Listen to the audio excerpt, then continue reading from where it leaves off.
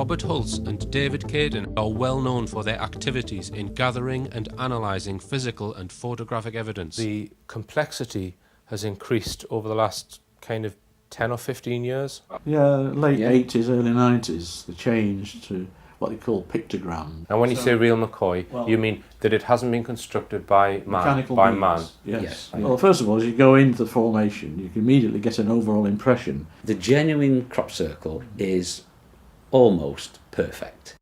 This is the implement which was confiscated from Hoax's Palace. Yeah.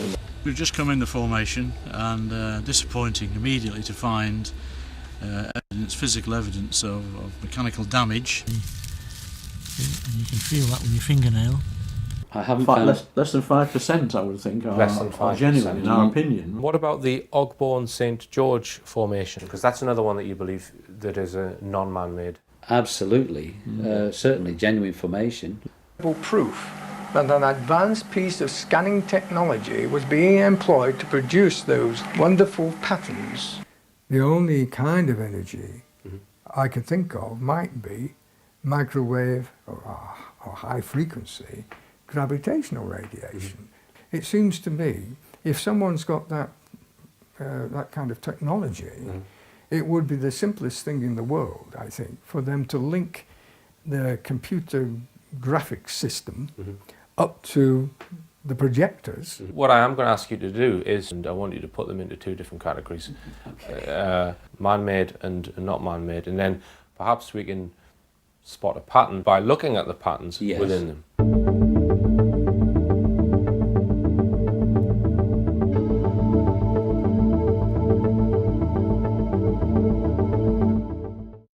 So are we saying that you think the more complex ones are more likely to be man-made? Is that what you think? Generally speaking. David has measured effects on his Geiger counter in non-man-made circles. In this case, David's meter reads 18 times higher than the normal background level. Questions were asked in Parliament in the summer of 1989. It seems likely that Colin Andrews was set up by certain people within the government. Unbeknown to everyone, at the same time, the army were in fact carrying out a separate secret project.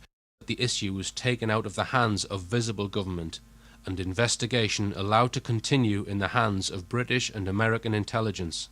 The government, the military know full well that this is a real and important phenomenon. But in our opinion, the whole Circle Makers website and Lundberg and Co. are all part of a disinformation campaign.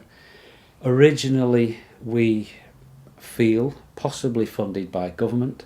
So let's just take a close look at John Lundberg, who is the alleged ringleader of the organisation creating the complex crop circles. Next door to his art school was the anonymous headquarters of MI5. This has been designed by a mathematical mind, not an artistic mind. The US Air Force connection is very intriguing, but perhaps this is where the crop circles are designed.